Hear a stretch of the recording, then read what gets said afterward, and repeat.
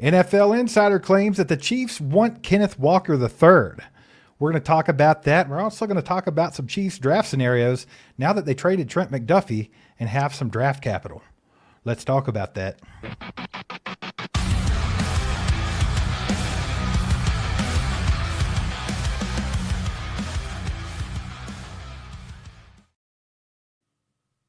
Woo-hoo-hoo. It's been a whirlwind of a week for the Kansas City Chiefs, baby.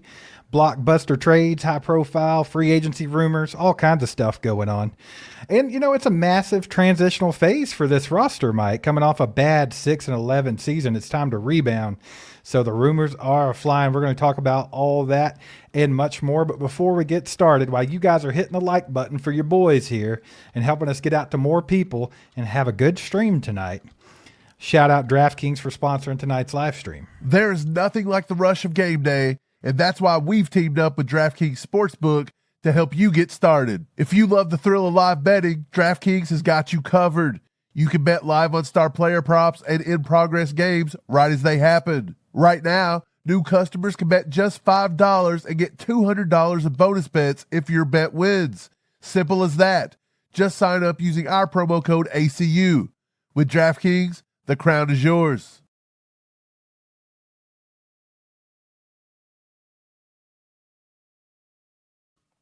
That's right, y'all. If you don't have DraftKings, download that bad boy. Use the promo code ACU when you're signing up so they know we sent you their way. According to Sports Illustrated's Albert Breer, the Chiefs loom large as an interesting suitor for the Seattle Seahawks running back Kenneth Walker III. Following Walker's performance in Super Bowl 60, he's expected to be the top running back on the market after Seattle declined to use the franchise tag on him.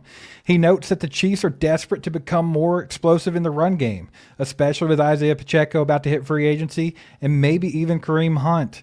Signing a premier back like Walker could be a pivot for the Chiefs' usual strategy of avoiding the high-priced veterans at that position, but Breer suggests that smart teams, and I quote, smart teams, are starting to value elite backfield playmakers again.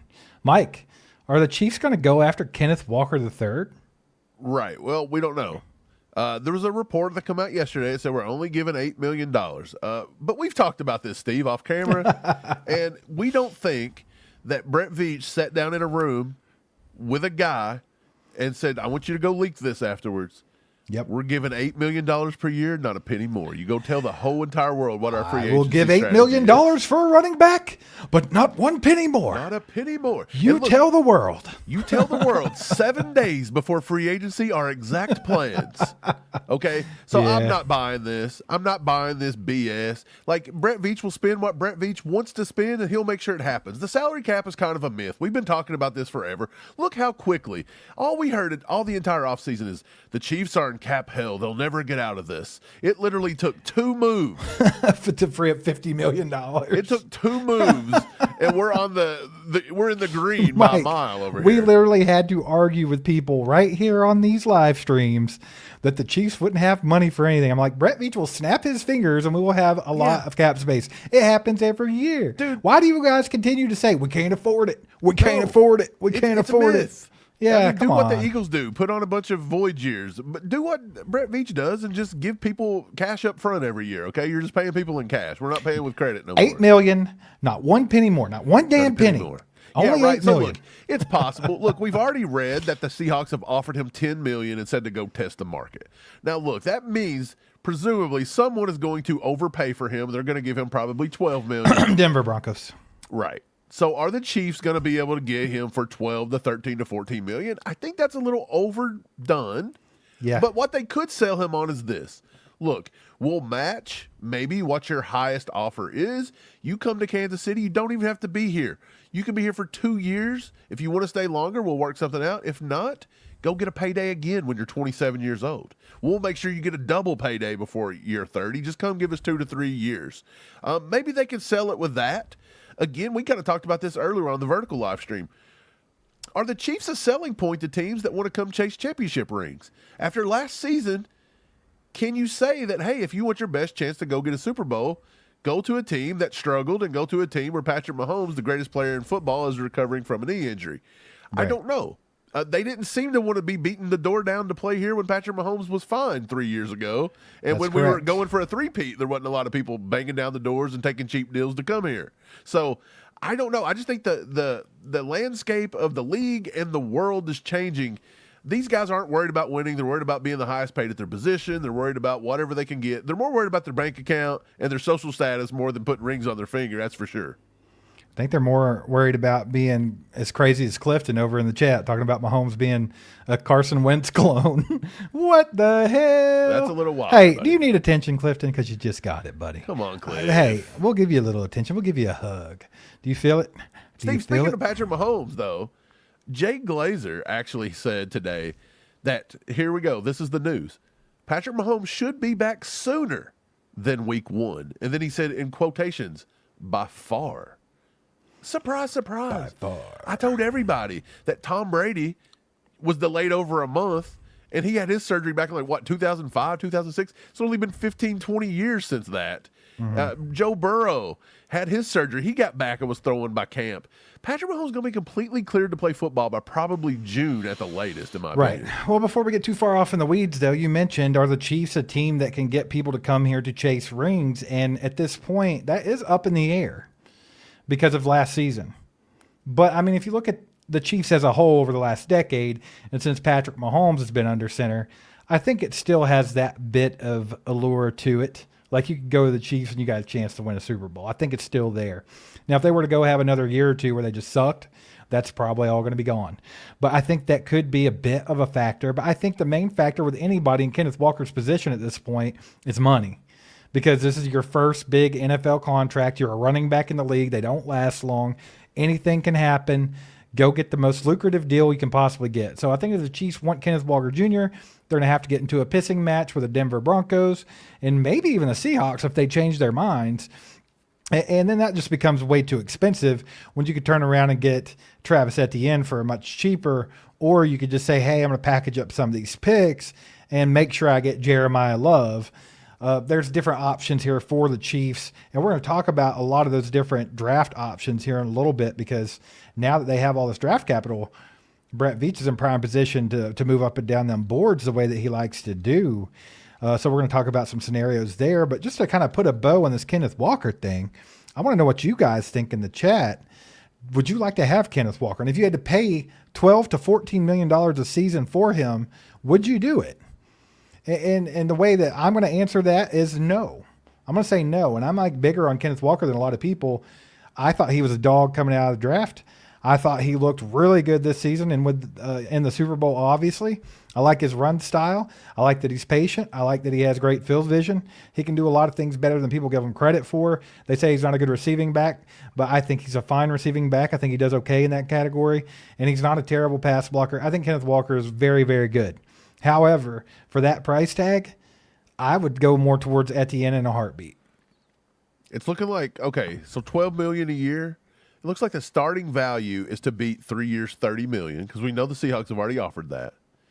So you're looking at probably $12 million, gets the conversation started, 3 years, $36 million, and I will guarantee you he wants almost every bit of that in guaranteed money because running backs take a lot of injuries, and they want guaranteed money. So you're probably paying 30 to maybe all of it guaranteed.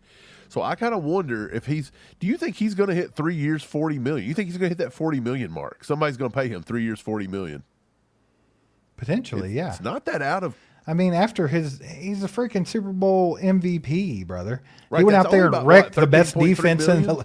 he went out there and wrecked potentially the best defense in the league in front of the world. I mean, just absolutely wrecked them. I mean, the kid can play. I feel like somebody could overpay that. 3 years, 13.3 per year. He's probably going to get 30, maybe all of it guaranteed. Look, I think I'm fine with Etienne. I'm going to be honest with you. I think if I had my choice, I'd almost rather have Etienne. I think I think he is better catching the ball out of the backfield. I think he's at least as good or better of a pass blocker, pass protector.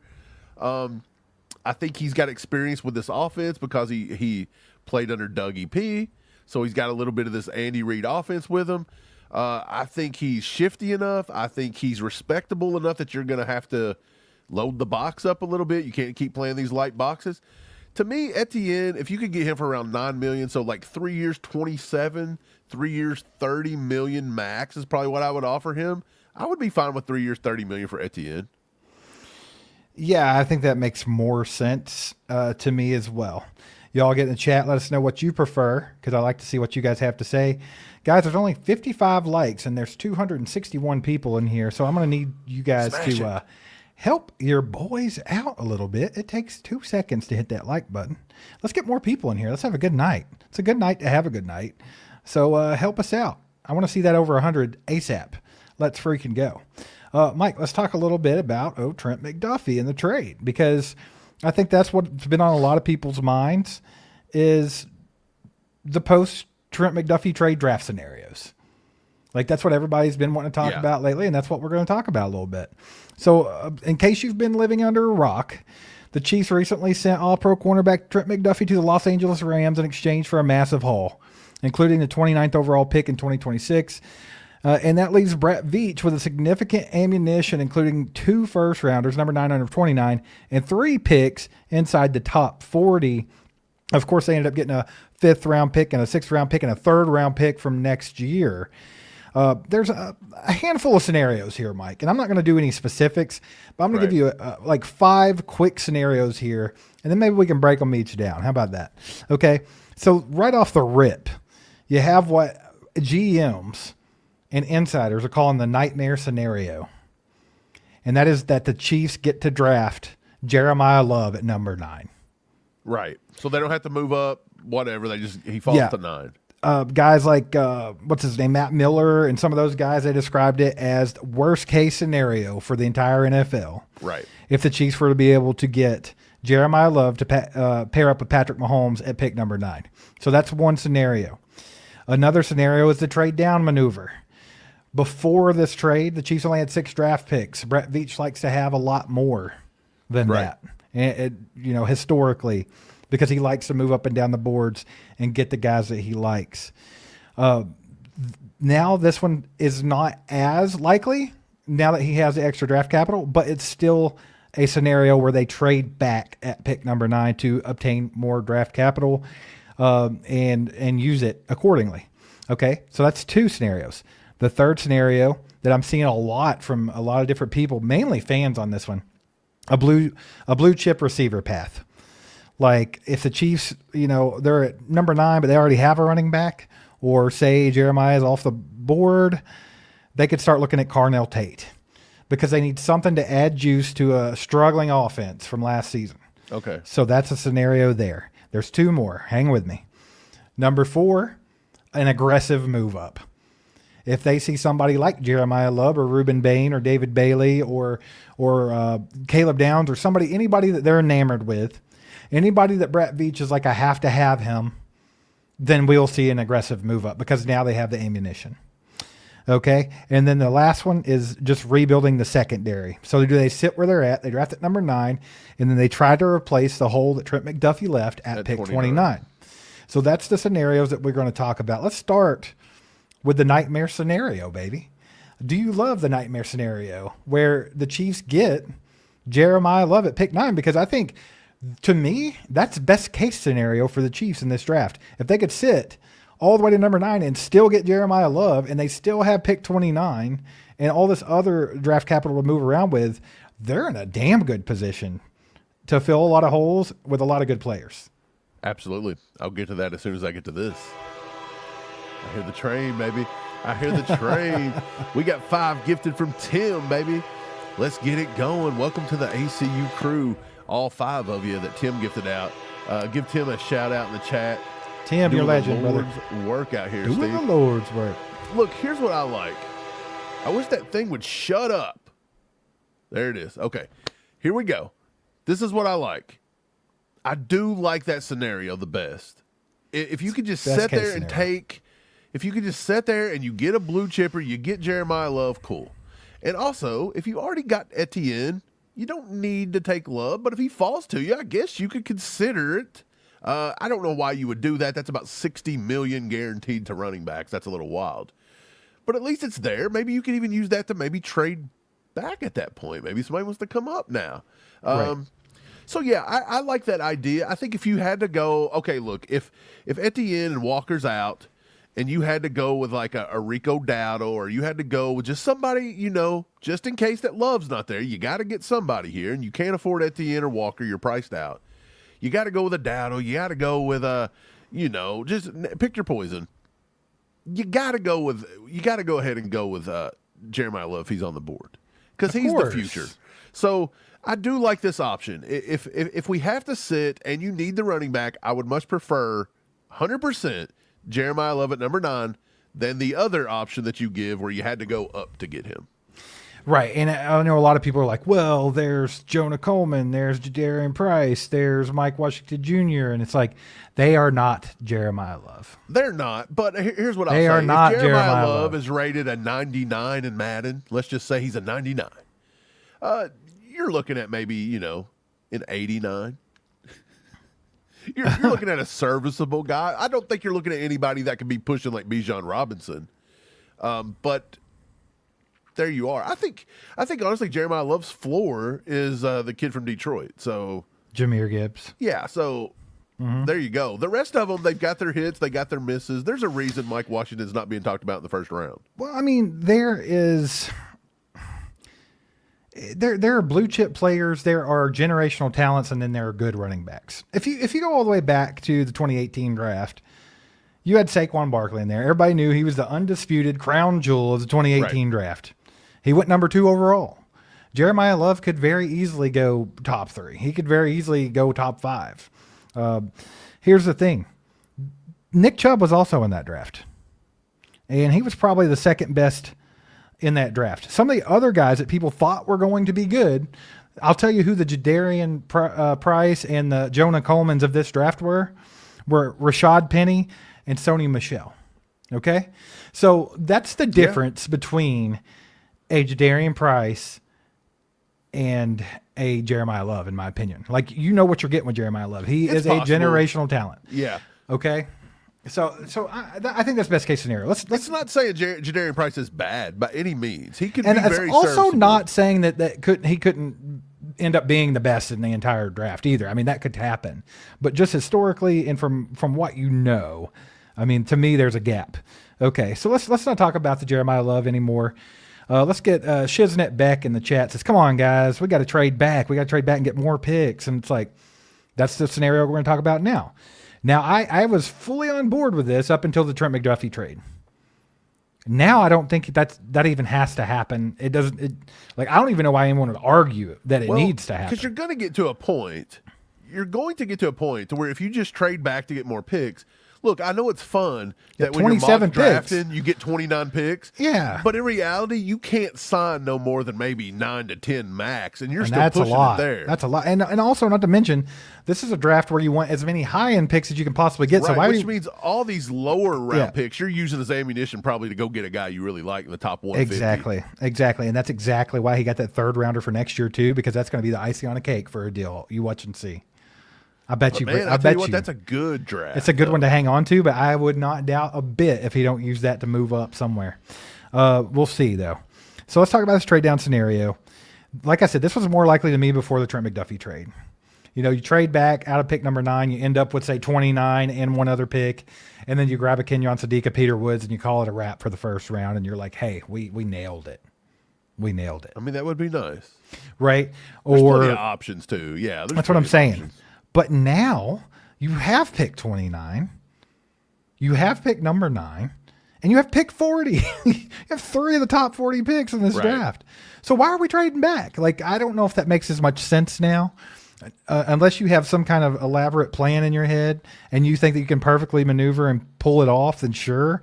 But I think this one, to me, Mike, is probably the least likely at this point. It could be the least likely. Here's what I'll say. I don't mind it, but like you said, in the draft, it's so much easier to find a guy you like, maneuver to go get that player. When you're sitting at number 9 and you say, okay, look, let's just use Kenyon Sadiq. Well, if I pick him at number 9, he's slightly undersized, says a few people, even though he's the same size as Isaiah Likely and he tore up the league. When Travis Kelce was drafted, I think he was 6'4", 250-ish, so he's only 6 pounds less than Kelce or something. Okay, point is, you can sit at 9 and you can be like, well, if I take him here, people's going to say I overdrafted him. But so then you got to ask yourself, well, where's it appropriate that people think it's okay to draft the top 10 talent? Can I speak on something real quick? Brett Veach don't give a shit what y'all think. That's what I'm that's what I'm saying. But I'm trying to get into the mind frame. He doesn't care that fans are going to get mad about it if that's what he wants to do. If you're sitting at 9 and you like Sadiq, you take Sadiq at 9. You don't care what anybody says, because my point is, if you're like, well, if I went back with Dallas or I went back to 15 with the Bucks, that's more reasonable. People will like that move better if he just don't pan out to be perfect. So make your trade and then watch him go at number 13 or 14. It's hard to do it. Tyler Warren went really number 11 last year, something like that. Yeah, you see these guys keep moving up. Colston Loveland went earlier last year than expected. He a lot of these guys 10. Continue to. So, look, if you think Sadiq is your guy, Brett Veach very well could just take him at number 9 and say, screw everybody. I don't care what you think. Right. I still think the trade back is now less likely to happen than a lot of other things. That's just where I'm at. It's dangerous if you've got a guy you want. It's okay if you have 4 guys and they're all 4 gone. Let's just say you wanted Love, Bain, Downs, and let's just put Mekhi Lemon in there for shits and giggles. If those are your 4 guys and you get to number 9 and they're all gone, and you really don't love anybody as much as the next guy, and you don't think Kenyon Sadiq's no better than Mansour Delaney or no better than Omar Cooper Jr. at 29, if you don't think they're that much different, then I guess you could trade back. But than that, what are you trying to achieve by trading back? I mean, you already have enough draft capital to get what you want. Why are you trading back? I guess you could say, well, if I trade back a little bit now, pick up another one. Now, if I want to come up from 40 to 36 or jump back into the first round, I've got that. So yeah, but I'm saying it's top heavy draft, so I don't know about it. It's tough. Shout out Big Chief and welcome to the ACU crew. Let's go, Thank you for becoming a member. If you'd like to become a member, just hit that join button up top or go to join.allchiefedup.com. You want to do it. You want to be a part of the ACU crew. So go do it. Let's talk about this one, Mike. The blue chip receiver path. If the Chiefs pass on running back at number 9, they're expected to target a high-end pass catcher like Ohio State's Carnell Tate. I've seen a lot of Carnell Tate homers. A lot of Chiefs fans are real bricked up about Carnell Tate. This could, like I said earlier, this could address a little bit of the lack of juice in the offense from last year. Like, let's get a good receiver that can get himself open and make things happen, because we sucked at getting open last year. End of story. Yeah, that's an understatement. So let's talk about the wide receiver at number 9. If the Chiefs sit and they're at number 9 and you have Carnell Tate, Mekhi Lemon, Jordan Tyson, what are you doing? Like, do you think the Chiefs – what's the likelihood the Chiefs sit and take a receiver at 9? Because I think this one's possibly less of an option than trading back. Yeah, so here's the deal. I think Brett Veach kind of looks at receiver the way he does a lot of things. We're not paying big money for a receiver in free agency.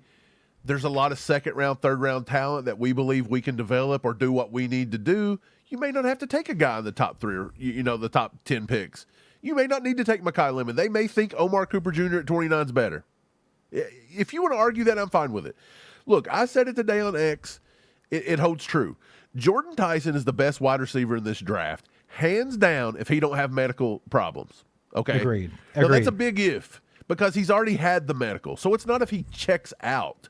It's the fact that he's already had these injuries. You're playing with fire. Right, so now you're playing with fire. But if you just look back on history and be like, if he never had an injury, he's the number 1 receiver in this draft, no doubt, off talent. So look, now you've got Mekhi Lemon or you got Carnell Tate at 1. The other one's probably at 2. Some people have Jordan Tyson at 3.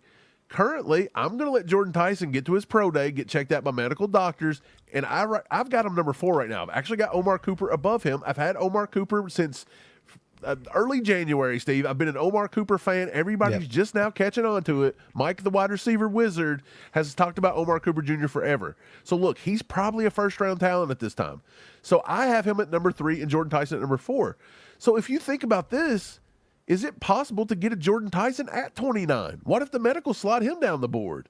Would you be scared of Jordan Tyson at 29? No, hell no. No, but that becomes huge value at that point. Yep. So I don't know if I take a Mekhi Lemon or a Carnell Tate at number 9. I think at number 29, you got just as many good options. I agree. That's why I think this one is probably just as about as likely as trading back. Travis becoming a member. Let's freaking go. Welcome to the crew. Once again, if you would like to become a member of the crew, and I promise you want to, it's pretty awesome. Hit that join button up top. Go to join.allchiefedup.com. Do your boys a favor. Hit the like button if you haven't yet. Help get this out to more people. We got 432 people in here watching right now. You guys take a second, like this video, share it out with a friend, whatever you want to do. We're going to be around for quite a bit longer tonight. So go ahead. Let's get this out, get this more people, have some fun. Let's go to another option, Mike. And this one I think is kind of becoming a likely one. And maybe not like super likely, but I feel like it's very much in play. And that is the aggressive move up. Okay. So now we've been talking about with this draft, you have 3 blue chip players. And you got one that's just on the outside of it looking in. And that's Jeremiah Love, Reuben Bain, Caleb Downs, and you got David Bailey sniffing it. Okay. Yeah. He's right there. That he wants one of those guys, whichever one it may be, and he thinks he's not going to get them at number 9. Brett Veach has proven he will move up to get his guy. That's how we got Trent McDuffie in the first place. Brett Veach does not F around. If he sees somebody that he wants, he makes sure he gets them. And if he thinks that he wants Jeremiah Love 100%, like a lot of you guys in the chat do, he's going to make sure he gets Jeremiah Love. So I think this aggressive move-up scenario is starting to be more likely. I know a lot of people are with the trade back scenario. Like I said, I think it was Shiznit Beck or something like that in the chat saying we have 12 holes to fill. We need more draft picks. I'm sorry, we're not drafting 12 people. That's insane, we're not drafting 12 people. We're not paying 12 draft picks. That's never going to happen. That's never going to happen. You've got free agency too. You don't have to fill everything in the draft. And by the way, a lot of draft picks end up just being practice squad players or something doesn't pan out. Exactly. They don't even make the team. We've got a 3rd round pick here before. That's my whole point. You trade back, you get all these picks, and half your picks are on the last day of the draft. You're the 6th and 7th round. You're getting a bunch of guys that are make the team. Glorified UDFAs, and you're just hoping to hit a lottery ticket at that point. And it's just that's 100%. Not a Steve, you're right. Preach it, brother. Yeah, I mean that's just not a smart way to go about things. It just isn't. It's not. So I think that the aggressive move up is more likely, and that's more in play now than trading back and getting a million draft picks. I think when they went out and got a 5th and a 6th rounder on top of the 6 that they already had, and a 1st rounder, by the way. So they already had 6. We have 9 draft picks right now. You could sit, not trade a damn thing, not go up or down, and get 9. And that's a lot. That's a lot of draft picks to pay. Can I ask you, look, this goes to all the people that say trade down, trade down, trade down. I love it. That's what the Patriots did through their dynasties. I loved it up until this trade. Right. So, look, I went back and looked at the Patriots dynasties. They did that a lot. It was trade back, and then they would trade a lot of players in the offseason, just like we did McDuffie. Okay, that's what they would do. They would just keep pushing it, kicking the can, and then when they found a guy they wanted, they'd get him. Listen to this. Since Brett Veach took over general manager in 2017, Steve, do you want to tell me how many times you feel like Brett Veach has traded down during the draft? Probably once, twice. I know he did for Sky Moore. Twice. Passed up George Pickens. He traded down. He traded down to get Sky Moore. Okay. And then I'm pretty sure he traded down and got Josh Simmons last year. Yeah. He traded up. And that was by one pick, by the way. How many times he traded up? Probably at least. I know he did for McCole Hardman. I know 11. He traded up for Trent McDuffie. He traded up for Darian Kennard. He's traded up. The odds are Brett Veach is going to use picks on the back end to go up. To get his guy, because that's how he does it. That's how he does it. I mean, look, and it's not saying he's not going to do it, but again, he didn't pay the corner this offseason. The Leopard's not changing his spots. Right, I'm going to stick with that. We got one more scenario to talk about here, and that's rebuilding the secondary, and that's basically replacing the whole Trent McDuffie left with the pick that you acquired for Trent McDuffie, pick 29. Yeah. I think a lot of people think that's a big possibility. Okay, so multiple insiders, including Jordan Schultz, believe that the Chiefs will use that newly acquired 29 pick to draft McDuffie's successor. They think that's exactly what they're going to do with that. I've heard that. The logic is that while the Chiefs are excellent at developing late-round corners, they can't afford a massive talent gap, especially with Patrick Mahomes rehabbing his ACL and them trying to rework an offense. So, I mean, that's fair. It's fair. Mike, I've looked at this scenario myself, and I've been like, who could the Chiefs draft at pick 29 that could even be a successor to Trent McDuffie? Right. And we're going to talk about that here in 2 seconds, but I wanted to shout out our boy Josh Vasquez with the 2-bomb so that I trade down 3 spots and get extra picks. I mean, it sounds great, Josh, and I'm sure that it's a possibility, but with 9 picks already, we haven't even got our comp picks yet. I feel like that Brett Veach is going to use all the extra to draft, say, the 7 best players that he wants. Yeah, don't we? I think we're going to get another comp pick like in a 5th round probably. So we're going to have another draft pick coming. Right. So I was thinking about that. Who could be a Trent McDuffie successor? And I looked at a lot of guys, a lot of names, and I've thought about this, and it always leads me back to one. And you can probably guess who I'm going to say because I feel like he makes the most sense. And that is Avion Terrell, the younger brother of A.J. Terrell. Okay. And let me explain. So filling the shoes of a first-team All-Pro like Trent McDuffie is a monumental task, right? Yeah.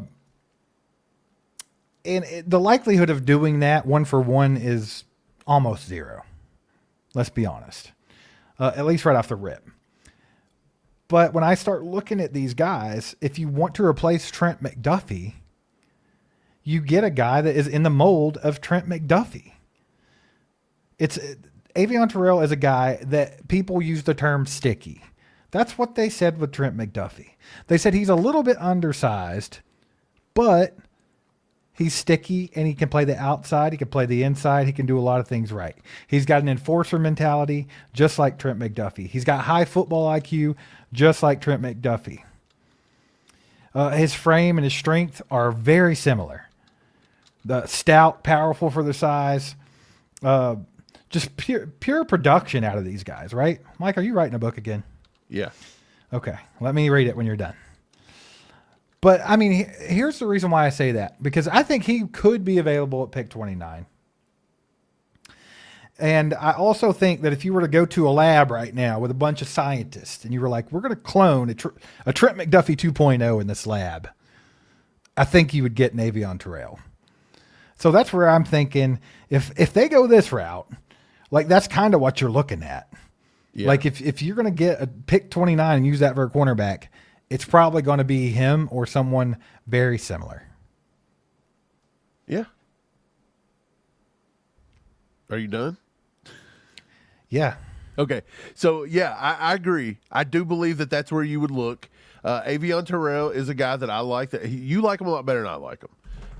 But I think right in that wheelhouse, like you said, at 29, right where you're there, yes, you could probably go ahead and get Terrell. You could probably look at Keith Abney, do whatever you got to do. Really? What? You're going to do that? I'm just playing. All right, go ahead. Well, if I didn't have to have my mic up to the heavens because everybody says they can't hear it, you wouldn't be able to hear me typing. I know. It's just funny. When I was talking, it was distracting me. Go ahead, though. Turn me down in your headphones. But anyway, so back to the important stuff before you wanted to be an asshole. I think that Terrell is probably there around 29-ish. Brandon Cisse I really like. A lot of people like Colton Hood. I'm not a big Colton Hood guy. I mean, maybe I can find something on him. I'm with Chris you on Johnson, that one. Keith Abney. I even think maybe D'Angelo Pons could be a pick. And again, you may be able to get him at like pick 40 because he's a little undersized. But I'm going up on him. I'm starting to like him more and more and more and more. Every time I watch him, like D'Angelo Pons is a guy. It's almost like all the Indiana guys. The more I watch them, every time I turn on any film from Indiana, and I don't care if it's Kalon Black, I don't care if it's Roman Hemby, D'Angelo Pons, Omar Cooper, Surratt, doesn't matter who it is. Even Mendoza. Every time I see their film, I'm like, I got to move this guy up a little bit. I got to move this guy up. Before I know it, they're going to be the top 7 players in the draft. Yeah. Like, I got to hurry up and get April to get here. But, yeah, I think Abney and them, you can start looking around maybe pick 29. But I think Abney and Pons, you've almost got a chance to get them at 40 possibly. There is a chance they could go to 40 because there's some things in their game that maybe people won't love, especially arm length, wing length with D'Angelo Pons in the NFL. If you thought McDuffie was going to struggle with big, tall receivers, D'Angelo Pons is going to be just as bad. Yeah. Want to get to the chat for just a second. And I've been going up a lot on Pons. Lane in the chat says Lorenzo Styles to replace Trent at number 9. Lorenzo Styles is projected to be a 4th to 6th round pick. If we take him at 29, I'm done. I quit. Lorenzo Styles I don't think right now? I don't think that 4.27 speed is going to take him from the 6th round to pick 29. I'd be pretty mad about it. And also, doesn't he play safety? I know you could shift back and forth, but I just don't think he's going to be a replacement for Trent McDuffie. That's far too much of a long shot there. SSG Minotaur with the 5 bomb says, any chance Arvell Reese doesn't go top 3 and we can go get him? That's an interesting one. I don't think Reese is even on the radar of a lot of people because when you watch Arvell Reese, it doesn't seem like somebody we would use. Yeah, but I will say I don't think he's going to fall. I think Arvell Reese is a top 5 pick in this draft. Yeah, he's a monster. Steve, what I was fact checking over here, and when you started to, make When fun I was of me being for a jerk, typing, I know. I was fact checking my Brett Veach thing. I said he moved up 11 times and moved down 2. He actually has moved up 13. There was 2 I forgot. I didn't take into account that he moved up to get Noah Williams this year.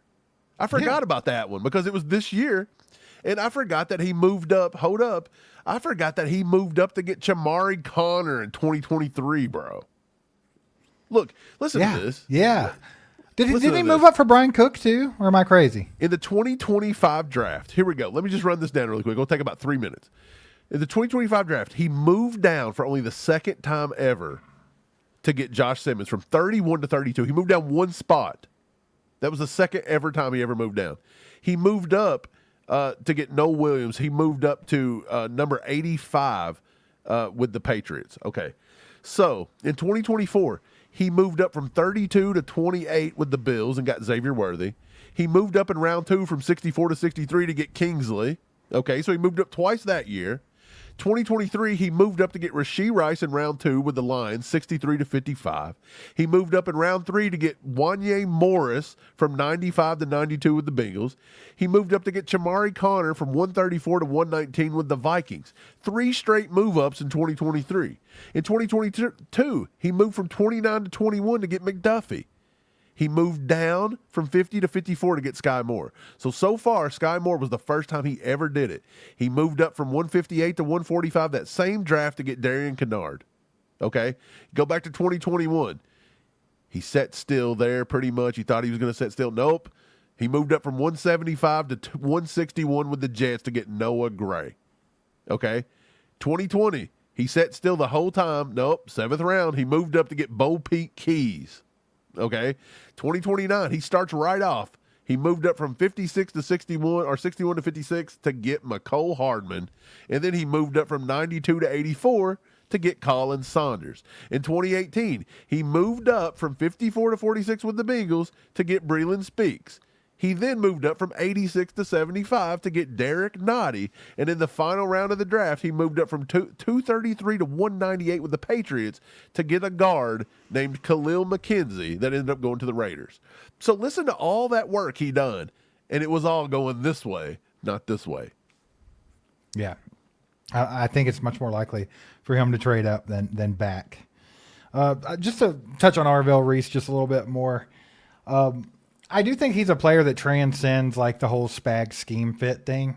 I think David Bailey could do that too. I feel like they're such good football players that you just try to make it work. You can figure it out, right? So, I mean, if he were to fall a little bit, then I absolutely could see us taking a shot on Arvell Reese. But I don't think we'd trade up to get him or anything like that. Yep. That's my thing. I think if we trade up, it's probably going to be for who we think it's going to be for, and that's Jeremiah Love, to be quite honest about it. Perry with the 5 bomb says, would you consider trading back for picks next year if you don't like what's there? Yes. Yes. I love next year's draft. I think it's deeper already. You Hey. know what else sucks, Steve? Well, you were Somebody bobbing said this. your head, and this guy just gave a 2-bomb that said "Homie with a red hat," which I think he's talking about the NFL logo. Looks like Fred Durst. Were you when you were bobbing your head just now when you were saying yes? Were you what were you thinking? I said, Get rolling. it's just one of those days when you wake up. Yeah, It's a chocolate starfish. in a hot dog flavor water. Let's go. All right, but anyway, back to the football stuff with Barry. Yeah, absolutely. I think next year's draft's more projected, or looks like it's going to be much stronger than this year's. So if that's what you want to do, cool. But I think there are so many, like, it's kind of a double-edged sword, though, because, like, a lot of you guys are saying, we need to trade back because we have so many holes to fill. Well, if you have so many holes to fill, why are you trading back to get drafted for next year? So, I mean, I don't know. It's weird. I mean, it could be a good idea, but I don't know if that one's very likely either. Do you think Brett Veach likes to fill holes?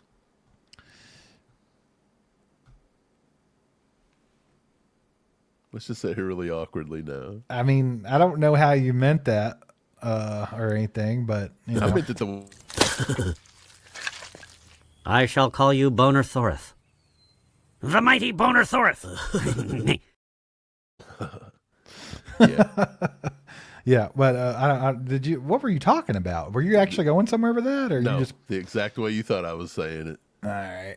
Well, the answer to that's yes, probably. That's what make you think about Brett Veach. Hey, Eichhoff says he sure does. Yeah, he does. He sure does. Mike, Nobody he did, fills holes better than Brett Veach, baby. he did it all for the nookie. Let's go. Good Lord, what's happening right now? Everybody's off the rails. Look, we're all having fun, baby. So with Arvell Reese, though, I want to mention one more thing. I feel like what's more likely than getting an Arvell Reese or moving up for Arvell Reese is them taking a guy that's like a great value version of Arvell Reese later in the draft, like Derek Moore or something like that. Dude, yeah. Or Jay Sean Barnum. Yeah, exactly. I Dude, think they've that's already really talked like to him. those guys are very likely. They love Michigan edge rushers, by the way. I don't know if you've realized that. Yeah. They got But rid they of love Mike Dana, and they were like, no, damn it. We got to have one. You better go get Jay Sean Barnum. Hell yeah. Guys, appreciate y'all being here. Do us a favor, hit that like button if you haven't already. It just takes a second, and it helps your boys out. Also, subscribe to the channel if you haven't. We're trying to get up to the magical number of 100,000 subscribers. We're only like 53, so I mean, we got a long way to go. So we're going to need your help, and if you're watching and you're not subscribed, you can help by subscribing or sharing it out with your friends, family, other Chiefs fans, other NFL fans, all that fun stuff. You can also support the channel by joining, becoming a member of the ACU crew. You can hit that join button at the top or go to join.allchiefedup.com. We also have merchandise. You can go check that out at merch.allchiefedup.com and buy yourself something snazzy, and that goes towards helping the channel as well. Real quick, before we get back at it, Mike, I just want to shout out another sponsor of tonight's live stream, Zarda Barbecue. All right, y'all. Y'all got to check out our favorite Kansas City barbecue spot, the legendary Zarda Barbecue. They have 2 locations, one in Lenexa, one in Blue Springs. Get over there and get yourself an $11 lunch. We highly recommend Ashton Gelati Sandwich, the KC Takeaway. Get that bad boy with a side of baked beans and, chef's kiss. It doesn't get any better than that. And if you're feeling something a little different, you can grab their new wings. Those things are freaking amazing. And did I mention their sauce game is top tier? So get over to Zarda Barbecue because they're legend. Wait for it. Dairy. And let them know All Chiefed Up sent you their way. Dude, I want Zarda now. Thanks for playing that commercial. Wait for it. Dairy. Okay. Steve, They're legendary. Tell the people why they should subscribe to the channel and why they should go to our store and check out our merch. Because we're badass. You know, we're 2 cool guys that love the Chiefs, and we're just like your friends. We're fans, and we get on here and we tell you about stuff, and you know, we're right a lot, and people don't like to give us any credit for it because we're not, you know, whoever's cool at the moment. We're not, you know, working for Sports Illustrated or, you know, we don't have 2 million followers and stuff like that. I don't know. But I mean, our draft content is pretty good. And I feel like our Chiefs coverage is pretty good. And it's our people here are amazing. Get in the chat. If you're lurking, talk. We got a good crew and it's a fun time. If you're lurking, get to working on typing on that keyboard, baby. Let's get it going. Steve, do we have any other trade scenario options? We've covered just about everything. You said what? We've talked about trading up, trading down, sitting still, drafting a wide receiver first, and what was that last one? I don't know what the fifth one was, but there was 5 of them. I'm just tired. Just taking a cornerback. Oh, yeah. To replace McDuffie, yeah. There you go. Look, here's what I think. I honestly just think if Brett Veach finds somebody he wants, you've got the ammo, go get him. If not, sit still, take the best player on the board, and let's just have a good pick. I don't think you have to have number 29 to be a corner. There's a good corner at 40. They can get good corners late in drafts. We've seen that over and over again. I think Noah Williams was a 4th rounder last year, right? So you can do this. You don't have to get a wide receiver in round 1. You just don't. You can get a Rashee Rice-esque guy in round 2. So just take who's ever the best football player and stop overthinking it. Yeah, absolutely. Shout out Matthew becoming a member. I know he's been one It before. works, Steve. I know he's been one before, but we appreciate having you back. Your speech worked, baby. Let's You freaking got go. Matthew fired It up, worked. and he said, I'm going to join it up. Mark Proel said, I went there last Monday to Zarda and told them he sent me, and guess what? Nothing. They had no idea who y'all were at the Blue Springs location. Well, that's because there's probably like a 17-year-old working at the counter who just got his after-school job. Yeah, you're going to have to talk to somebody important over there like Terry, the CEO. Yeah, you got to talk to the CEO, baby. But yeah, we don't have like a menu item, but we should have a menu item. We're gonna eventually. Shout out Flapjack with the 2 bombs. Says if you don't subscribe, you're a Braun loser. Born loser. I like Braun better though, because I LeBron. started thinking of Bronny. I just started thinking about LeBron James flopping every 5 seconds. Me too. So it kind of worked. Let's go. Yeah, man. Well, what do y'all want to talk about in the chat? Time's yours. Time's yours, Chiefs Kingdom. Let us know what you want to talk about. Do y'all want to do a little quick mock draft? Do y'all just want to talk about whatever? Ask us some questions? I mean, we've pretty much covered, what we were talking about with Albert Breer saying the Chiefs are going to make a run at Kenneth Walker. We gave our thoughts on that. If you didn't get to catch that, you can go watch the beginning of this live stream after we're done. We also talked about all the different trade scenarios in the draft now, or, well, I guess just draft scenarios in general ever since the trade with Trent McDuffie. So, yeah, you guys let us know what y'all want to do, and we'll do it. Sounds like a good time. A lot of people like to do mock drafts. Some don't. But, I mean, I can pop one up here real quick, and we can knock one out real quick. I mean, why the heck not? We can mock a mock if you want. We can bring up one and see what everybody else is doing if you want. Yeah, they're dumb. what We're smarter than them. Mike. Here's what. New member of the okay. ACU crew. Let's freaking go. Alpo Megacron. Love it.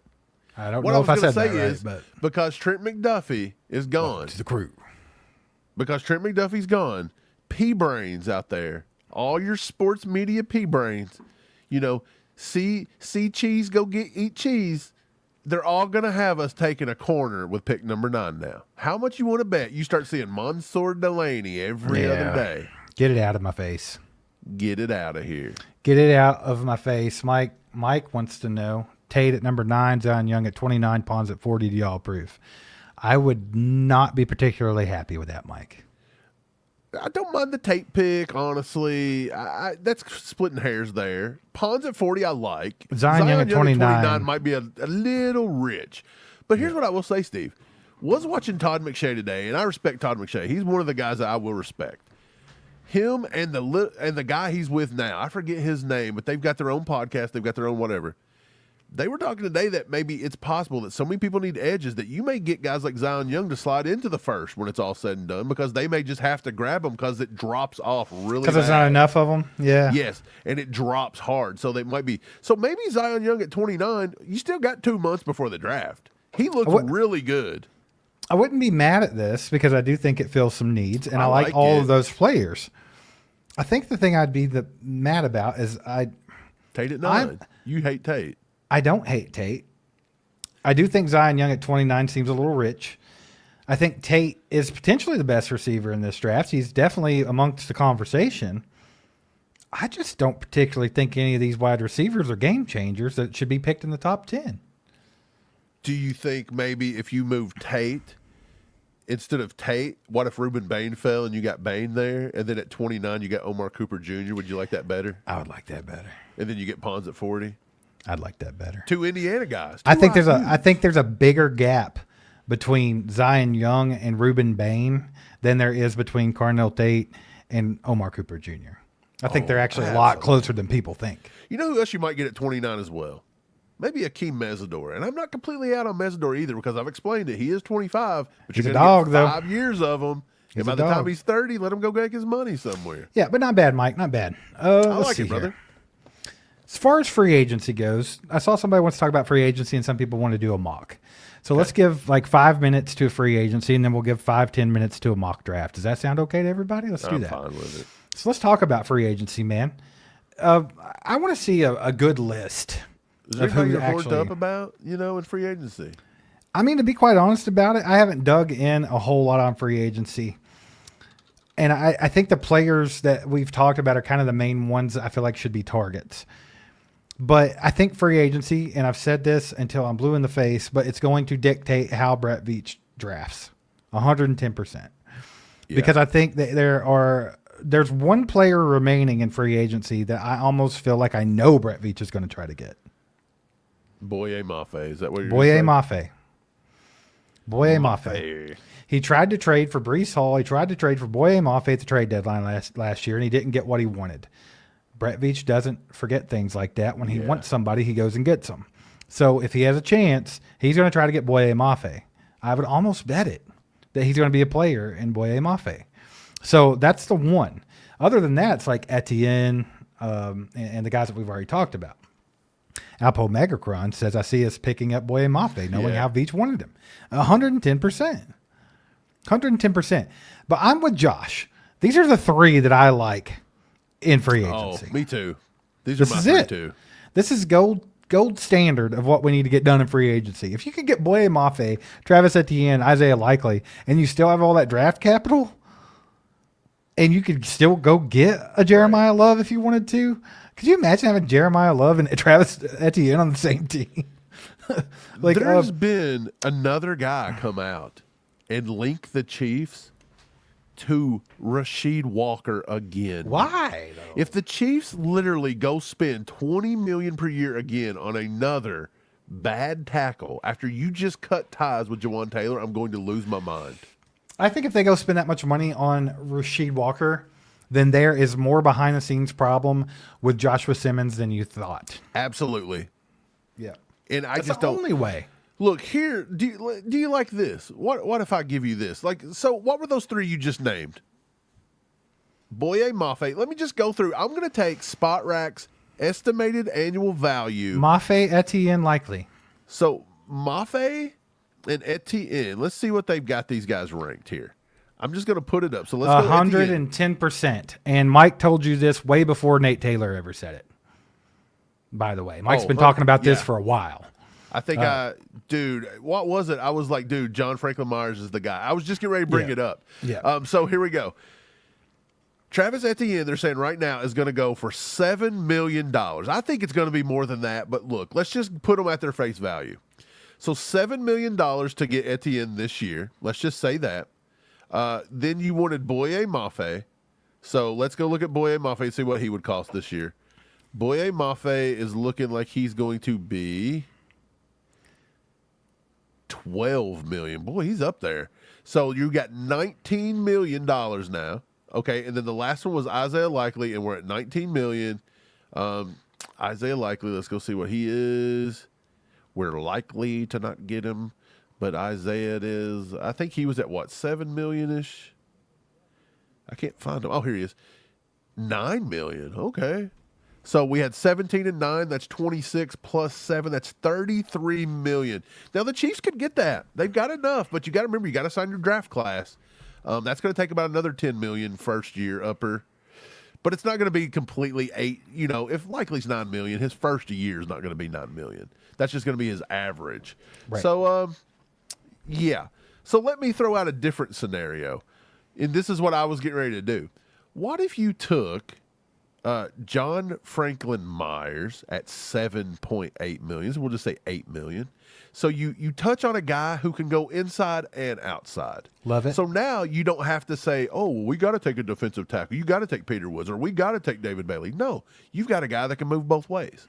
So now you can be a little bit looser with it. Then we come on over to wide receiver, and not only do we re-sign back Tyquan Thornton, but we go ahead and we give $5 million to Christian Kirk. He's only 29 years old. Let him play for 2 more years.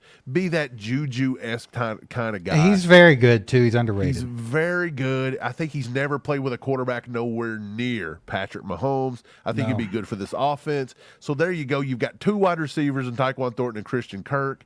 And then the running back, let's just say with the running back, I'm fine with Etienne at $7 million, so I'd be completely fine with that. But what if you took Algier at like $4 to $5 million and you drafted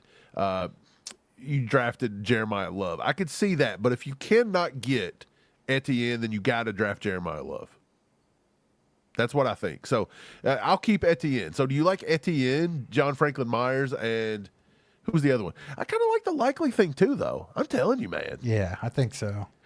But I think there's plenty of good moves you got there. I think you got some options with any position because you got Etienne or Jordan Love. I think that's 2 guys that you want to focus on. You got tight ends. You got Sadiq. You got Isaiah Likely. Brian Parrott with a hot take. That's wild, Brian. I don't know about that. That's a hot take. That's pretty wild. I think Boye Mafe probably had more sacks this year than Dana's had in his entire career. I've seen a couple people that are saying they don't like Mafe, but, I mean, he's not Mike Dana.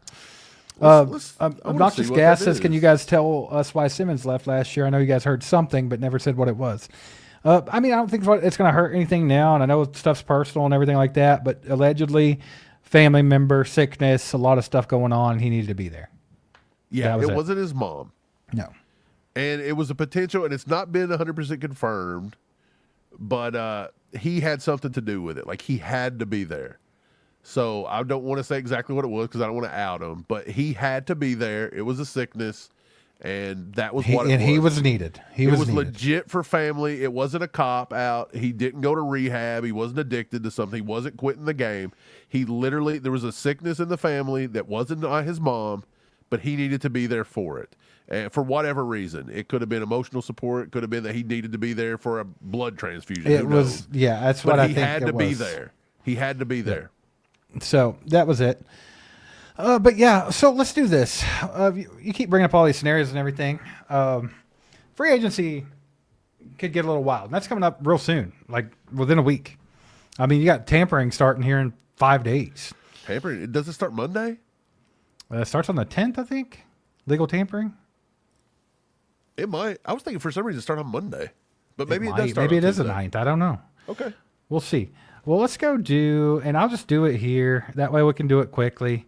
And we'll do a 3-round mock draft. And we'll knock this thing out. Do you want me to put it on the screen? Yeah, sure. Go ahead. It'll be easier than you trying to tell everybody what's going on. I can just show them. Sure. Let's do it. So let me just throw it up on the screen then. Gizmo, illegal tampering is talking to players about coming and playing for teams before the tampering period, which is just a day before. Right. So technically it's called legal tampering. Right. You're So legally allowed basically, like free agency officially starts on March 11th, but on the 10th, I believe it is. It's either the 9th or the 10th. Teams can start talking to these guys and getting things in place.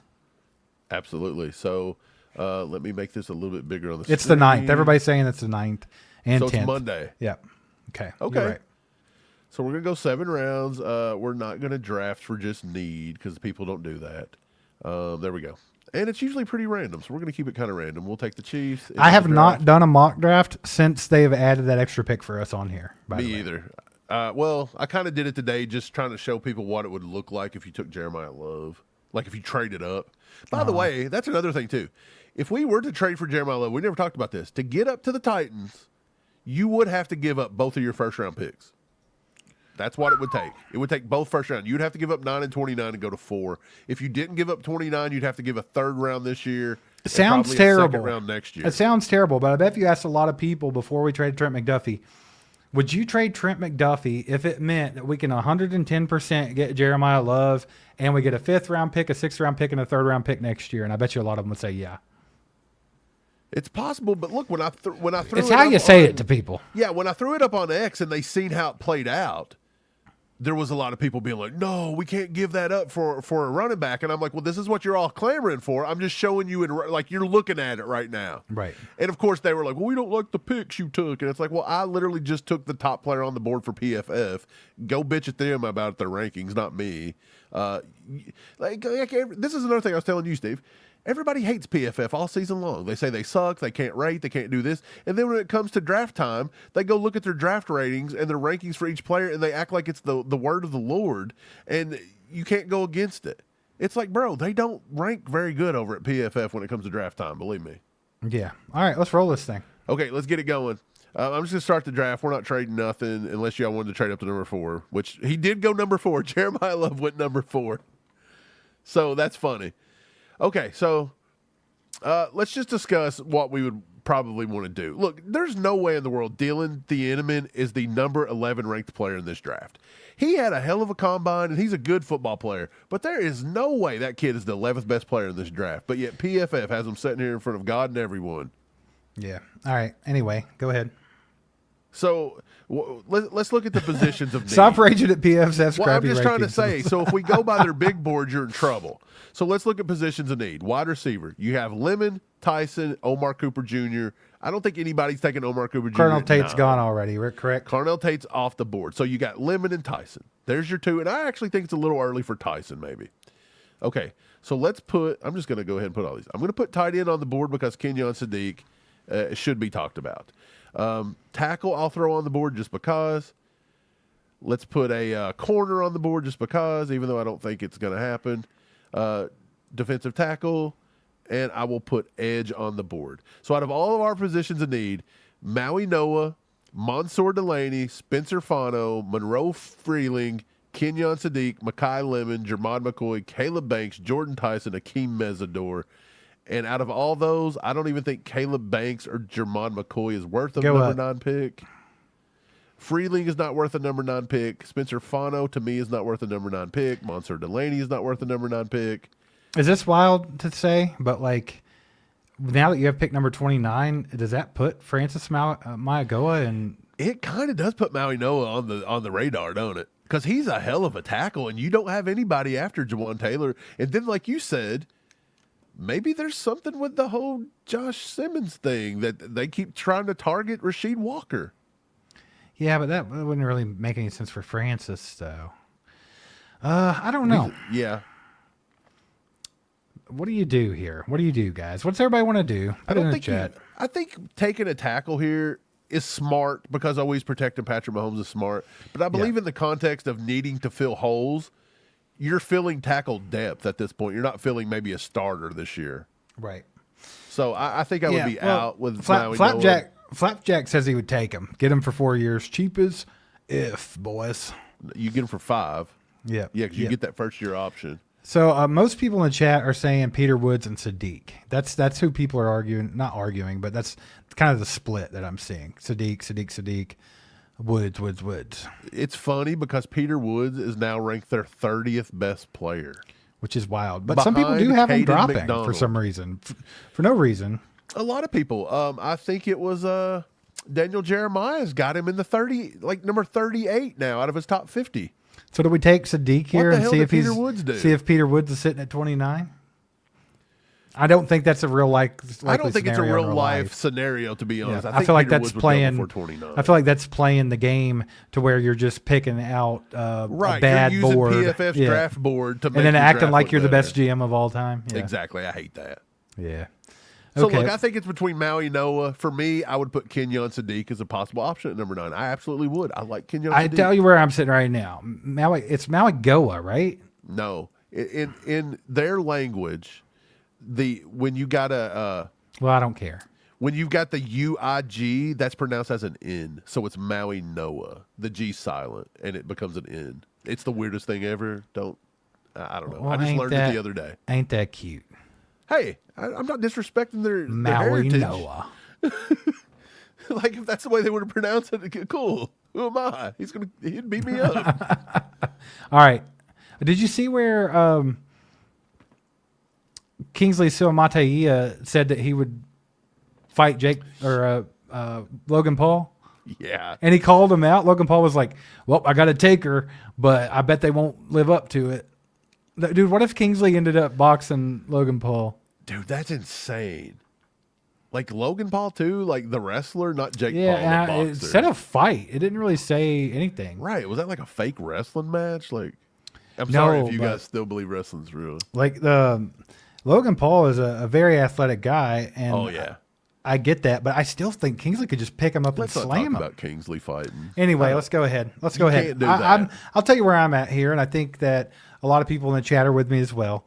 Love Peter Woods. Love the idea of that, but we took Omar Norman Lott last year in second round. I think we need to give that guy a chance to do what he's good at, which is get in the middle and create pressure on a quarterback. And I think you take Kenyon Sadiq here. That's a hot, horned up take, and I like it. I like Kenyon Sadiq here, but people's going to hate it. Look, the funny thing is I think Kenyon Sadiq, he's my number 11th player in this draft on my big board. And I absolutely don't think by the time April comes around, I don't think using a top 10 pick on Sadiq is going to be that far off. Because once he has his pro day, people are going to fall even more in love with him. Ain't nobody talking bad about no wrestling, Chiefs. But yeah, I'll say this: Dominic Mysterio's the people man, don't by the way. love, people do not love the Sadiq pick at number 9. So What do you do here? Like, this would be a prime trade back. yeah, this is really one of those bad case scenarios. But do you need to trade back? This is probably a scenario where you should have traded up and took who you wanted. Yeah, you could have maybe. And this moved is up to- exactly why I was telling you guys earlier that I feel like trading up for Brett Veach is much more likely than trading back. right. Like, so we could have moved up here with. Could have got Caleb Downs if I trade up one pick. Well, they may not have traded with you, but you could have maybe moved up to number 6. You wouldn't have costed much to move up with the Browns. They could have come back and got the best tackle in the draft because they need linemen. They And then could you have had your got pick at Maui Carnell Tate, David Bailey, or Yeah, Caleb Downs. then you could have had Tate Bailey or Downs at 6. I'm thinking the aggressive trade up is probably a very likely scenario. It could be. You never know. Okay, We'll see. so we're sitting here. What do you want to do? It's Maui Noah or Sadiq? You guys hit them up in the chat. Maui Noah or Sadiq? A lot of Or is people it saying Mekhi Peter Lemon? Woods. A lot of people saying Peter Woods, and I just think it's a little bit rich for Peter Woods at the moment. It might be rich for Peter Woods at the moment. I mean, for some reason, everybody's got this guy falling out of the first round right now, and I have no idea what he did. Like, did he get pulled over? Did he drink I something? think he's, Like, what he's did he good. do? Did he drink something? Like he drank a weird elixir that made him not good at football? He drank an elixir and got pulled over? Is that what happened? Jeez. Okay, I see Woods, Sadiq, Maui Noah. Okay, one of all three. Cool. Sadiq, Woods, Lemon, Sadiq, Tyson, Lemon, Tyson, Pole, Lemon, Tyson.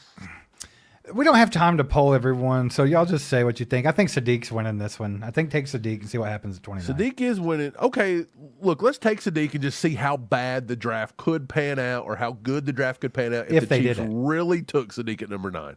Yeah. Because if this turns out horribly, then you got to be like, wow, they cannot set at number 9 and take Kenyon Sadiq, right? It's a good learning tool. Yeah, Roro, I don't even know. I didn't know that was a thing, bro. He's with the Bills, right? Right. Joe said the draft yesterday you did was horrible. You guys picked it. I literally polled every pick. So Joe is yeah. Is that Joe E? Is that our boy Joe E? Yeah, I think so. So, Joe, you're fighting the chat on that one, buddy. Take it up with them, baby. I don't know about it. So, Let's go. is Kenyon Sadiq or Lemon? Let's just take Sadiq. That's what people wanted, but they're saying he's a horrible pick. Joe especially thinks he's a horrible pick. Joe, why do you not like Kenyon Sadiq? I'm very curious. Dude, there's so many Woods in the chat. Like, it's... We can take him here. Go ahead. Do it.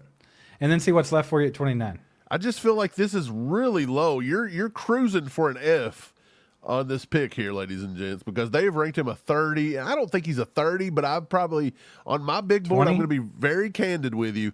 On my big board right now, Peter Woods has fell to number 21. So I have him as the 21st best player in the draft. Yeah. So 9 is way too early for Peter Woods, in my opinion, right now. But I'll take him if that's what y'all want. Hey, they're saying Woods, man. Do it. Take him. Okay. Pick him. Let's take him. We'll see what happens. We'll see the scenario if the Chiefs reach on Peter Woods, what's left at 29. Okay. And here's what we got. There's Okay. two guys that I would take right here. Yeah, so you got Right off the Avion rip. Terrell, Omar Cooper, T.J. Parker, Colton Hood. You got another tackle here. There's a chance to take Caden Proctor. I'm not huge on Caden Proctor. Casey Yeah. Concepcion, Max E. Honachor, I would absolutely consider it pick number 29 and get a fifth-year option on him. I actually think that would have been a better move than Francis Maui Noah. Maybe not immediately, but being able to develop him for 5 years, I think that's a good one. Kristen Miller's a good pick here, but you took a see, this is why you don't reach on Peter Woods, because you may have had him here and you could have got Kristen Miller if all else Stephen failed. Bill wants to know if you think Woods is better than Banks.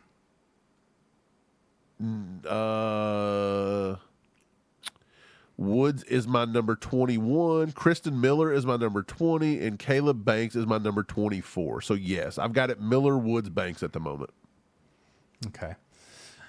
Okay, well, what do we got here? I think it's obvious that you have to take Omar Cooper Jr. or Avion It's Terrell. one of these two at the top, Terrell or Cooper. I think you do that. Or maybe T.J. Parker. The chat's 'cause you could TJ go Parker. edge. The chat's TJ Parker. The chats are, they're horned for TJ. They said, let's get every player that's ever played for Clemson. Yeah, let's get the entire Clemson. Go ahead and roster get who won Avion 4 Terrell games last and year. TJ Parker. Let's go get that team that couldn't win a team in the ACC. Go get them. Go get them. I'm seeing a lot of Coopers coming. Yeah, I through. think Cooper's the pick, brother. Mike G said Cooper Concepcion, and then we got Carl with Cooper, Brian Parrott with Cooper, Chiefs fitted Chiefs Cooper. fitted with Cooper. Cooper, Omar, Cooper. Let's Go take for it. Cooper. Look, I'm making an executive decision. We'll take Yeah, Omar I here. think it's pretty clear. I think that made more sense. I think you can get an edge right here if you need to. Lee Hunter's still on the board. Like, this is why I feel like it's a lesson you Peter don't Woods reach. is wild. Yeah. You don't reach. But I would take Cisse or D'Angelo Pons here. I think this is a perfect fall for you at Can you number scroll 40. down just a little bit? Absolutely. Let me put back on the positions that we need. We still need tight end, I guess. Stowers is on the board. Running back's on the board now. Tackle we'll put back on the board. You can take wide receiver off because we just got Omar. Oh, yeah, we just took Omar Cooper, my bad. I'll put safety on the board, and defensive interior, I'll take Edge. that off because we took Woods, and I'll put linebacker. Okay, so Cisse, Pons, Jacob Rodriguez, Chris Johnson, R. Mason Thomas, Keith Abney, Gabe Ackus, Eli Stowers. Keontae Scott right here, Jadarian Price right here. Now, look, the other day you guys jumped the gun and took y'all jumped the gun Jadarian and Price. wanted Jadarian Price right Yeah, here, and you figured. realized Mike Washington was there in round 4. So you might want to watch out with that one again. Well, I would say corner right here would make sense since you didn't Pons or grab Cisse one. would be my guys right I here. think Cisse's better than Pons, but Pons is good. So right now. plus you don't have the size limitations with Cisse. I have Cisse rated as my number 4 corner, and Pons is rated as my number 6 corner. So we're at 4 and 6. I would slightly go towards Cisse. If you guys want to see what Cisse is, he's 6 foot 190. He's only 20 years old. He's got a 90 run defense grade. He's average in man coverage just this past year, so he's just average. He's a little above average in zone. But he can play. He plays on the outside. He doesn't play much in the slot, so he's an outside corner. He had 1 pick, 1 touchdown. He only allowed a 78 passer rating. He only allowed 18 catches on 38 targets. I think D'Angelo Pons is going to look better if you bring it up. Yeah, he's just better across the board by far because he's a ball hawk. But his problem is he's 5'9", 173. So tiny. He's a little guy. He's just a little baby. Have you ever seen those TikToks where they pet the puppy and it says, he's just a baby? That's D'Angelo Pons. He's just a baby. Yeah, I don't know, man. What do y'all think? I'm seeing a lot of Pons. I'm Best- seeing a lot of Cisse's. No, Cisse does not play the slot. Now, I do think he could play the slot, but he was an outside corner. I bet you he'd be better at it than our boy. Oh, he'd be better. If you wanted a strict slot guy, maybe Pons could be your dude because he's Isn't sticky. anybody that you get going to be better than Bro, what's his name? They could draft mine. I can't even remember his damn name right now because Shamari Connor. They could there draft you go. me, and I could probably cover. No, I ain't gonna say that, bro. I ain't gonna disrespect Connor like that. I mean, he would kind of deserve any kind of disrespect he gets after the I'm performance he not had doing last it though. year. I'm not doing it.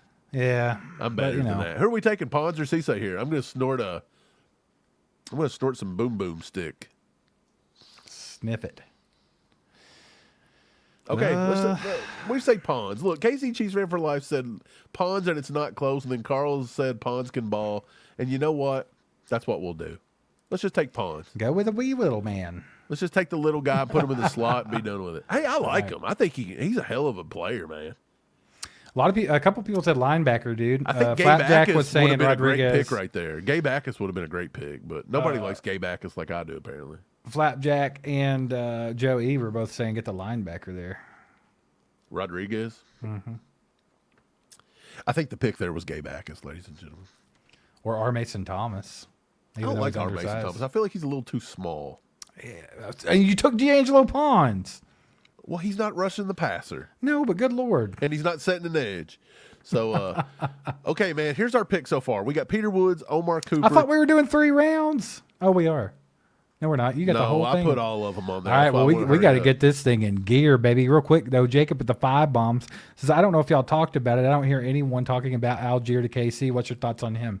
Mike mentioned that earlier. I would only take Algier if you could get him for like $5 million. I think they're asking for $7 million plus for Algier, him and his agents. I don't think he's worth it. I think if you get Algier, you still have to look at drafting Love. I don't think that he gives you the firepower that you want with just Algier by himself. I think he'd be a good piece, though. Hey, you're feeling it. Okay, so here's who we got. We've got a defensive a tackle, a wide receiver, and a corner. We've drafted the entire roster from Indiana, so I'm loving it. Okay, you made fun of everybody for wanting the Clemson roster, and you took the Indiana roster. At least Indiana won the national championship. Everybody's doing it. Okay, so Romello Heights, Sam Roush, Keyron Crawford, Genesis Smith, Anthony Hill, Jonah Coleman is now on. This is a good selection here. Like Jonah Coleman, this is about where you should come off the board. LT Overton, that's a huge Spags defensive end. I don't love him, but Spags is probably he's probably took his mom out to dinner already. Zakee Wheatley's not bad. I think we're getting way down in the weeds here. But these are the positions that we should be taking. So if it were me, it might be a little early for Genesis Smith, but I do like Genesis Smith. If you're not going to get back, your boy Cook. Chiefs fitted since Spags would take LT. Oh, 100%. It wouldn't surprise me if you didn't see him. Chrono Crumb says Overton is so slow. He is, dude. It's like watching like when you turn over like a thick honey, and it's been in the refrigerator or something. You're like, what? Why is your honey in the refrigerator? That's the question. Dude, in my house, if anything is left on the counter, it goes in the refrigerator. I found bread in the refrigerator before.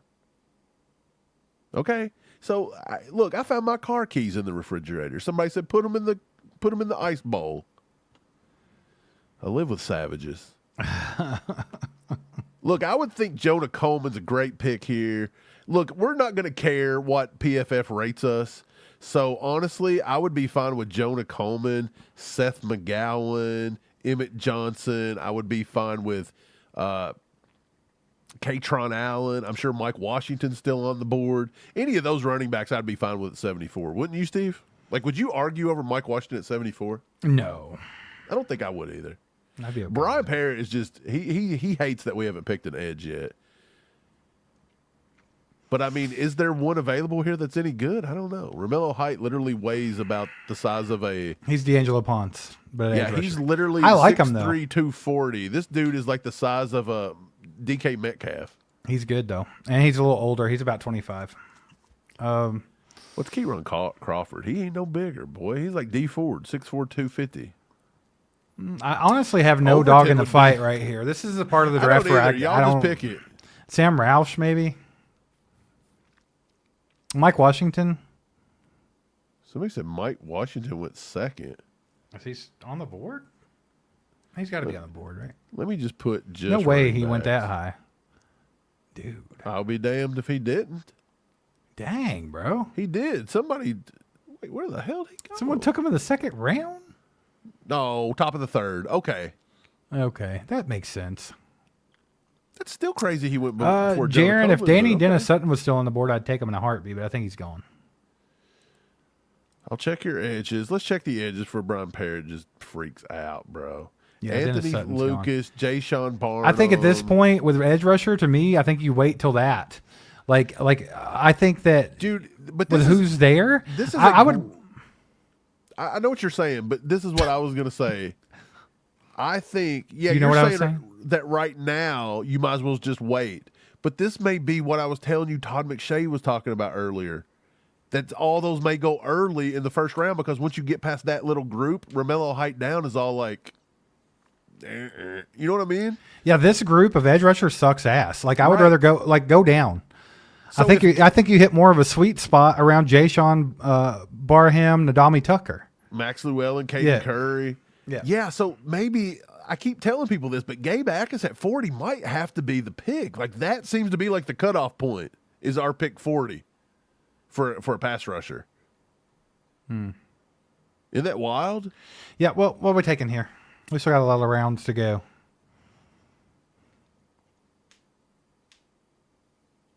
Somebody said a safety. Let's just see where the safety's ranked.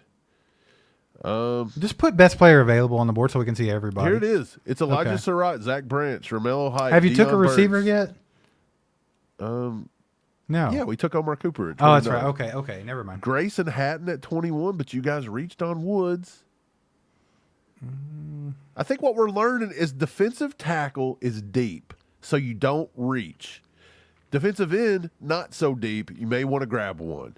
Wide receiver, decently deep. What's our other one? Tackle, not too shabby. I think you can get a good tackle up until now. Yeah, I don't care. I don't care what you take here. I think you could go ahead and get running back here if you wanted to Let's get just one. go ahead and take Jonah Coleman. I think that's a good pick here. That's assuming we even need one. Yeah, it's assuming we need one, but I like them better than McCowan and Johnson. I know people's going to hate that, but Emmett Johnson's kind of sliding down boards a little bit right now. Yeah. Let's just take Coleman here at 74. Now I think we got to start looking for like hardcore defense because you've taken your wide receiver and your running back. I think at this point you got to keep stacking up your edges. You got to stack your safeties, your linebackers. That's what you got to start doing here. Got to start looking at defense, in my opinion. Spags has probably already had an aneurysm waiting around for this. All right, what do we got here? Zakee Wheatley right here is probably a good pick. Chris McClellan, defensive tackle. Tyreek Sapp is just so small. He's another small. Well, no, he's not. 6'2", but he is 274. He was injured this year a little bit. I think Brian Parker's a good pick. He can play edge or I like guard Barham and here. tackle. I like But- him. Barnum's on the board. When's our next pick? 109 and Yeah, it's so I down think if here. you want to get Barham or Nadami Tucker, you got to do it now. I'm with you. I think Zakee Wheatley, Barnum, Justin Jolly, that's a pretty good tight end. Eric McAllister, I like him. Jacoby Lane's still on the board. That's kind of wild, but we already got a wide receiver. But he does Right. give you that X wide receiver. Yep. For sure. Mike, we got a 2 from Jacob. He says, who's your top 5 in each position? Do you have your rankings up? Can you knock out at least some major positions? Just boom, Yeah, boom who do you for 'em? got? What do you want? Running back, I've got Love, Price, Jonah Coleman, Mike Washington Jr., and Katron Allen is my top 5. Tight end, I've got Sadiq, Stowers, Max Clare, Dallin Bentley, and Justin Jolly as my top 5. Let me see. Edge rusher, I've got Reuben Bain, then Arvell Reese, then David Bailey. Then I have TJ Parker, and then I have Gabe Akis at number 5. Actually, I got Mesidor and Akis scored the same. So they would be 5A, 5B, basically. Interior line, I have Christian Miller, Peter Woods, Caleb Banks, Lee Hunter, and Caden McDonald as my top 5. Linebacker, I have Sonny Styles, CJ Allen, Jake Golday, Jacob Rodriguez, and Anthony Hill is my top 5. Corner, I have Mansour Delaney, Brandon Cisse, Avion Terrell, Jermod McCoy, and then Keith Abney and D'Angelo Pons are tied 5A, 5B again. And then safety, we have got Caleb Downs, Dylan Thieneman, McNeil Warren, Genesis Smith, and Zakee Wheatley as my number 5. And Zakee Wheatley is on the board right now. All right. There you go. So you could still take a top 5 player here in a position. We need safety if they're not going to Let's just sign take Brian him. Screw Cook. it. Yeah. Let's just roll. Okay, the next person that just says a name that's on the board, we're taking them. Next pick. I think you see if Nadami Tucker's still there. Yeah, Jacob, it's decently solid. Like, I move them around so much. Like, I think I didn't even tell you wide receiver, but right now I've got Omar Cooper slightly above a Jordan Tyson. I'm going to let Jordan Tyson's medicals check out at his pro day. But I thought if there was a time that you wanted to give Omar Cooper a little more love, then I think now's the time to do it rather than when the medicals actually check out and then you got to put Tyson higher. All right, scroll down just a little. I think you still need defense. Max Llewellyn wouldn't be a bad pick here. I like Joe Royer. We haven't took a tight end yet. Bo Stevens is a heck of a football player. Yeah. He can play guard. Yep, absolutely. Skylar Garrett Howard, I like him. That's another pass rusher. Caleb Elarms-Orr, really like him. He had a monster Senior Bowl. I would take, if we're going to edge rusher, I would take Gil Howard over Llewellyn. You're going to take a defensive tackle? Well, yeah, just for defensive line. But, yeah, and I do think he does do different alignments. He played over tackle 84 snaps, so he is more like a Chris Jones. He played more over tackle this year than he did over the B gap. Mm-hmm. So he is a guy that can move around. He's not the biggest. He's 6'1", 290, so he can actually move from the edge. So, yeah, Gil Howard's not too bad. Somebody said, well, can we take a nose tackle? I don't even know. Who would that be? Albert Regis? At 317, 6'1"? Albert Regis Philbin. Regis Philbin. He said, who wants to be a millionaire? Who said you don't like Bud Clark at free safety? I like Bud Clark, but I'm realistic People with are Bud like Clark. very over. Yeah, I'm realistic with Bud Clark. I've got him right now. He's like I've got him above Cole Wisniewski from Texas Tech. I've got him at number 11. I like Cole Wisniewski, though. I don't know. Yeah, I've got him at number 11. I just think there's a lot of good safeties here. I think Keontae Scott. Like, I don't see how you could argue with this list. Downs, Thieneman, McNeil, Warren, Genesis Smith, Wheatley, A.J. Hawsey, Keontae Scott, Jalen Kilgore, Kamari Ramsey, then Bud Clark. You've got also Traydon Stukes, who's like corner / safety, Cole Wisniewski. There's a lot of good safeties in this draft, to be honest. And that's not even counting the kid that ran all those 40 times, Lorenzo Styles. He could jump up in there, too. Mike, I think that Skylar Go Howard being here at pick 100 and what are we at? 146. I think that's a lesson that you don't have to reach on defensive tackle. I'm going to go ahead and take him again. I'm just playing. I was just saying what you kept saying. It's true. You still had Caleb Proctor on the board here, and he's going to be a heck of a defensive tackle. He's at least going to be the guy you didn't like that people wanted to bring back this year. Who? Earl Menahue or somebody? No, the one that went to the Saints. What are you talking about? Oh, Colin Saunders. Colin Saunders. He'll at least be that good. Yeah, of course. I could at least be that good. Let's see. You hate Colin Saunders. Steve hates Colin Saunders more than anybody in the world hates Colin Saunders. Hey, sometimes people just suck. Let's see. Look, I think you take Jeff maybe a Caldwell. tackle here. I Take like a shot. Bill Wagner. I think Take a Bill shot. Wagner's the man. Take a shot on that receiver that runs. I'm not doing it. All right. How many more picks you got? We've got 3, so let's All just zoom through them here. Do it to it, Lars. Look, we don't need center. You ain't taking another small guy. Josh Cuevas is not bad at tight end. I think he was a little underutilized there, but he did show a lot of promise. But No, 6'3", Cuevas. 256, it is what it is. Quintavious Hutchins, he is so little, 240. Don't even want to look at him. Aiden Fisher, I don't think he's athletic enough. I like Eric Rivers, but we already took one. We just took a safety with Zakie Wheatley. I don't think Hezekiah Masses is any good. I would take Emil Wagner here. I think he's fine. The only people he got beat up by is literally Reuben Bain. So I'm taking him. Let's just take the tackle. Executive decision. Executive decision. I'm just, best guy on the board, and because nothing really changed here. You still got the same guys: Cuevas, Rivers, Stroman. I mean, it's the same dudes.